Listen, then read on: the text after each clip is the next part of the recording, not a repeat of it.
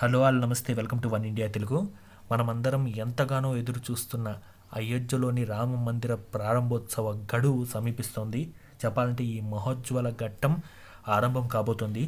ఈ నెల 15వ తేదీ నుంచే అన్ని కార్యక్రమాలు, ఆచారాలు కూడా అన్నీ మొదలయ్యాయి. ఉత్తరప్రదేశ్ ప్రభుత్వం దీన్ని ఎంతో ఘనంగా నిర్వహిస్తోంది. నిజంగా ఇది గ్రేట్, మనందరి అదృష్టం కూడా. చెప్పాలంటే దేశం నలుమూలల నుంచి వేలాది మంది ప్రముఖులు చేరుకోవాల్సి ఉన్నందున అయోధ్యలో భద్రతను కట్టుదిట్టం చేశారు. ప్రత్యేకంగా సెక్యూరిటీ క్యారిడార్ను ఏర్పాటు చేశారు. ఇక్కడి వాల్మీకి అంతర్జాతీయ విమానాశ్రయాన్ని సిఐఎస్ఎఫ్ సిబ్బంది తమ ఆధీనంలోకి తీసుకున్నారు. అయోధ్యధామ్ రైల్వే స్టేషన్తో సహా అన్ని ప్రయాణ ప్రాంగణాలపై డేగకన్ను కూడా వేశారు. ఈ పరిస్థితుల మధ్య అయోధ్యలో ఉద్రిక్త వాతావరణం నెలకొంది. 3 అనుమానిత ఉగ్రవాదులను ఉత్తరప్రదేశ్ కు చెందిన యాంటీ టెర్రరిస్ట్ స్క్వాడ్ వారిని అరెస్ట్ చేసింది. అయోధ్యలో వేరువేరు ప్రాంతాల నుంచి వారిని అదుపులోకి తీసుకున్నారు.